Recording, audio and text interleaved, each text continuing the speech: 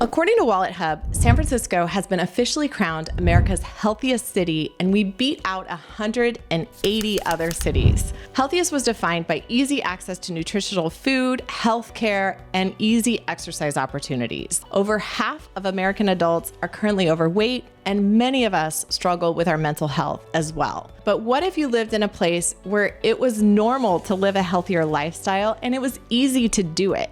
Based on this, I'm going to show you where the healthiest neighborhoods in San Francisco are, the ones that have easy access to move your body, green space, and opportunities to build a community. At the end, you can download a breakdown of all these neighborhoods with the pros and cons as well. I created this YouTube channel to help you find an amazing spot to live, but 74% of you who watch this channel frequently have yet to subscribe. So if you've ever gotten any value out of any of our videos, would you please do me a favor and hit that subscribe button? It helps the channel more than you know, and the bigger the channel gets, the better content that we can create for you. Being able to live a healthy lifestyle is one of my favorite things about being in the Bay Area, and it's actually one of the reasons I moved here. Before moving to San Francisco, I was at my heaviest weight, nearly 30 pounds heavier than I am today. I grew up in the Midwest, which, not surprisingly, is not on the list of healthiest cities. When I came here, I realized the city actually opened up so many possibilities for things that I could do to live a healthier lifestyle.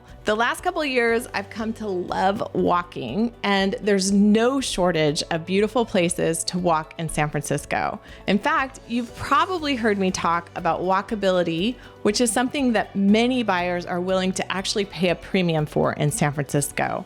But what does walkability mean, and where can you find it? Most of the people who want walkability, they want to walk to stores, restaurants, coffee shops super easily versus needing to get into a car or walk too far. If you have an extra 15 or 30 minutes of walkability in your day, that's going to mean huge improvements in your health. And it's a bonus if it's not necessarily something that you consider exercise, but rather it's just part of your life. Many of our buyers get up, they walk 10 minutes to the train, they walk another 5 or 10 minutes from the train to work, and then at lunch and in the evening, they're gonna walk around a bit more, grab some groceries or a bite to eat. All of these steps are gonna add up over time, and they're gonna contribute to your health in a super meaningful way. So if you're looking for a healthy neighborhood, choosing one that's walkable is gonna be a super great choice. I tried to rank some of San Francisco's most walkable neighborhoods. A couple of these were kind of tough and tied, so perhaps the order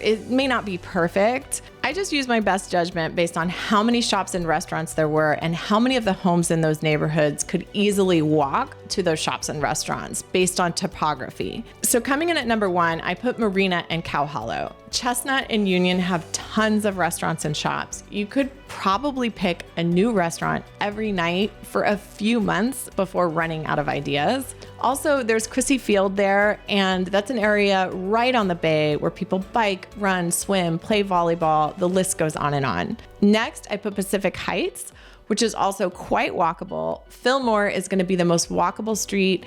It also has a number of really fantastic dining options and really great shopping. Depending on where you are in the neighborhood, you may have to traverse some hills, which is going to make for a great walking experience for some people, but other people, it might just put them in an Uber. Pacific Heights also has Lion Street Steps, which are a wonderful place to get a workout with amazing views of the Bay and the Golden Gate Bridge. Both of these neighborhoods are also going to have easy access to the Presidio Park, which is a fantastic park with a golf course, tons of trails for walking, biking, or running. The rest of the list, I have to say, though they have great restaurants and cafes to walk to, they have far less in the way of retail shopping for clothing or skincare or that sort of thing. So next up at number 3, I put Inner Sunset, and there's actually a really wide variety of some really fantastic restaurants there.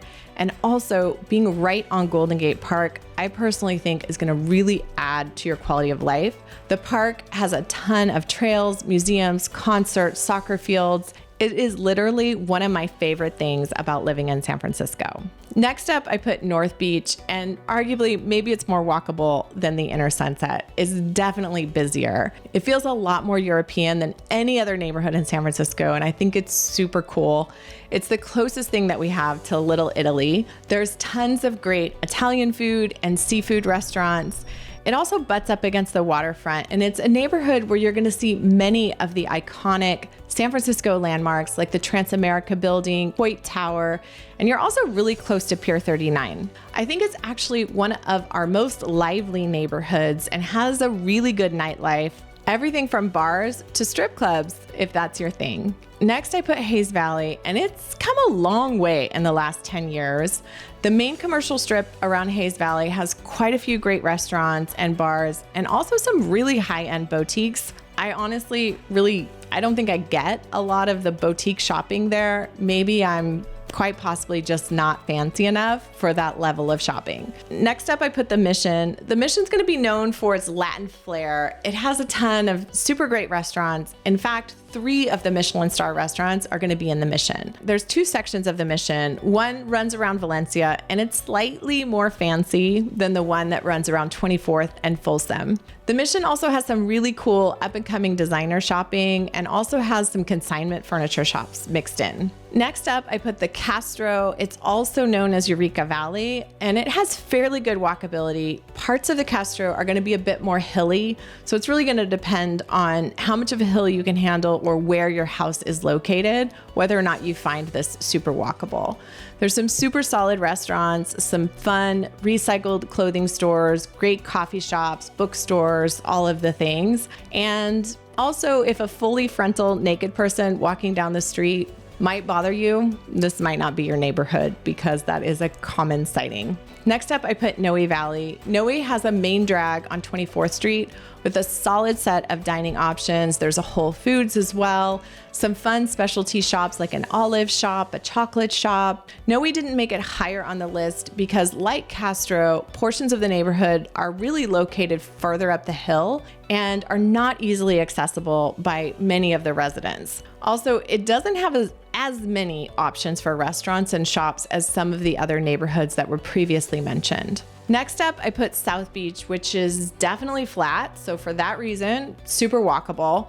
It's also located along the waterfront, which is gorgeous, and there's quite a few dining options there where you get to look at the bay. There's not a ton of retail shopping, but it's super close to downtown where there's a lot of retail shopping to choose from. Next up, I put Cole Valley, which has a bit of a small but mighty commercial corridor. There's some super solid restaurants and cafe choices there. It's also really walkable to Golden Gate Park, which, as I mentioned previously, makes for an amazing quality of life. Living in a more walkable area also means that more people are going to be doing errands and commuting by foot, which in turn means less people are going to be using their cars. I would be remiss if I didn't mention mindset and taking care of your mental health as part of being healthy. I think it's one of the most important parts, and it's one of the things that I love the most about San Francisco. I feel like everyone is always working on improving themselves, not just physically, but mentally. Neighborhoods with really tight-knit communities are going to be super important for this. But if you're specifically looking for health-conscious communities, a great place to start is by going outside and meeting like-minded people. Parks are going to be super great for this, and luckily, San Francisco has no shortage of them. We actually have about 220 parks in our 7x7 city. Living near a green space is a super important part of living a healthy lifestyle. Not just because you can go outside often, but also the air is cleaner. This is why we want to look for neighborhoods near parks and green spaces. Obviously, everything near Golden Gate Park is an instant win since it's the mother of all parks in San Francisco, and it's quite accessible from many neighborhoods in San Francisco. Some examples are going to be the Richmond, the Sunset, Nopa, and Haight-Ashbury. Cole Valley is also really close and walkable to the park. The outer Richmond has the added bonus of Land's End and Ocean Beach, because who doesn't love a good walk on the beach? Also, if you surf, it's a super popular spot for expert surfers. It is dangerous. Ocean Beach is also accessible from the outer Sunset and the outer Park side. However, Golden Gate Park is by no means our only option. We also have Park Presidio, which includes Christie Field and is larger than Golden Gate Park.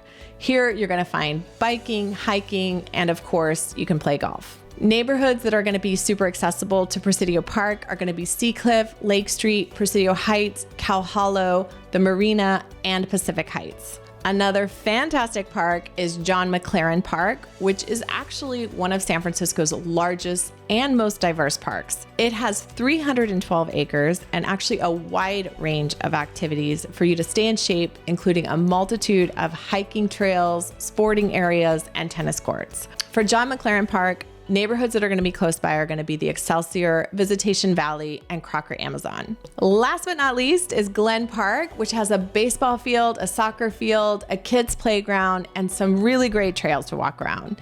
It's easily accessible from Sunnyside and Diamond Heights, and there's a ton of other notable parks scattered throughout the city. I'll just name a few. We have Dolores Park, which I'm sure you've heard of, Alamos Square, Buena Vista Park, and Corona Heights Park. Nearly every neighborhood in San Francisco has got some green space as well as some recreational centers to enjoy. If you want to break down with all these neighborhoods with the pros and cons of each, make sure you download our San Francisco Healthiest Neighborhood Guide in the description below. It's free and it's going to save you time from having to re-watch this or watch any other video. It's going to help you decide which area in San Francisco is best for you. You can grab yours instantly by using the link in the description below. Becoming part of a community is going to allow you to share this love for staying healthy and exercising. I actually never even knew how many extreme sports there could be until I moved to San Francisco, but I'm so glad I do now, even though I don't participate in extreme sports. I have had friends who I look up to and admire who complete triathlons, run ultra marathons. I never even heard of an ultra marathon before I moved to the Bay Area. I also know lots of people who have biked from San Francisco to LA or done bike rides all across the country. There's still a story that manages to blow my mind, and it comes straight from one of the incredible members of my team, Lauren. I still remember when she told me she wanted to run 7 marathons on 7 continents in 7 days before she had her first baby. I thought it was absolutely nuts, but of course I encouraged her to do it because it was one of her life's dreams, and she did. Amazing stories like this happen all the time right here in San Francisco, and they remind me that I made the right choice by deciding to start a life here all of those years ago. When I first moved here, I was really into running, and moving to San Francisco made me only want to do it more. My first apartment was located 1 block off Golden Gate Park, which I loved, and I started running about 3 to 4 times a week, about 8 miles at a time. My husband and I also got into road biking. I really think that the Bay Area has got to be one of the most beautiful places in the world for road biking. And I can tell you, riding inside of San Francisco, it is just not for me, but there are tons of great rides along the coast and down into the peninsula. There's also a ride that starts in San Francisco, which I have done, and goes across the bridge into Sausalito. It's called the Paradise Loop. In case you want to check it out, it's gorgeous. There's also a ton of other really cool mountain biking trails in both Pacifica and of course Tahoe. These are just some of my favorite activities, but the choices are absolutely endless. I have friends who swim in the morning across the bay to Alcatraz and back. Kite surfing is also popular. Pretty much any sport that you can think of, you're sure to find a group of enthusiasts who will push you to your max in the Bay Area. So if you love to work out and stay active, San Francisco is definitely the place for you. Do you want to know what else makes for a healthy neighborhood? Just keep watching. There are many aspects to my story in San Francisco, but one that always makes people curious is wanting to know, why did I decide to move to a city that I had never been to in the first place? I'm only bringing this up because I would be lying if I said that it wasn't to live a healthier lifestyle. That was a big reason. During my final semester of college, I decided to study in Mexico, and I traveled to a lot of different cities. Going abroad made me realize that I wanted to live somewhere pretty different from where I grew up. I wanted to live somewhere that health was something that people cared deeply about. So what did I do? I started asking around, interacting with people from all around the world, and hearing what they would tell me about other places. And here I am, 22 years later. As I mentioned, access to nutritious food is an indicator of a healthy city. One thing that I noticed when traveling back home to the Midwest, or really traveling a lot of places in the world, is how hard it is to eat healthy. At home in the Midwest, if I want to pick up something quick, I have a plethora of fast food chains, all with the built-in convenience of never having to leave my car by driving through the drive-thru. However, San Francisco is a completely different story. Since the culture of San Francisco prioritizes health, there are tons of really quick and easy healthy options right at your fingertips. When I'm driving between appointments and I don't have much time for a proper lunch, I can just pop into one of the many Whole Foods that are located throughout the city, or call in to a number of restaurants where I can pick up a salad or some sushi that'll get me through the day. According to the California Department of Food and Agriculture, more than 2/3 of the nation's fruits and nuts and 1/3 of the vegetables in the US come from California. There are tons of fresh fruits and vegetables right here all year round. Another thing that helps me keep up with my fitness goals year round is actually our weather. The temperature here is pretty consistent, and even during raining days, I can typically find time to go for a walk. In San Francisco, we have few or no seasons, and I do miss seasons sometimes, but having that consistent weather pattern means I rarely miss an outdoor walk. Lastly, something that I love about the Bay Area is that we have access to amazing healthcare. Of course, we have UCSF and Stanford with some of the best doctors in the country located right here, but there's also countless alternative healthcare options. I've worked with a variety of amazing naturopathic doctors, acupuncturists, and coaches in everything from business to mental health. Staying healthy and fit is a process for me for sure, but probably one of the most important decisions I ever made, and it's much easier to do when it's embedded into the culture that you live in. So if you'd like to make one of the healthiest choices of your life, what are you waiting for? San Francisco is waiting with open arms for you. My team and I have helped over 1,000 families move into or within San Francisco, and as a top team in the area with over a decade's worth of experience, we're the right fit to help you too. All you have to do is reach out by calling, texting, or even emailing us at hello@ruthkrishnan.com, and we'll be here to help you achieve the healthy lifestyle of your dreams. To learn more about one of the most walkable neighborhoods on our list, check out this video on Pacific Heights or dive into our neighborhood playlist section to find any of the other neighborhoods that you're interested in learning about.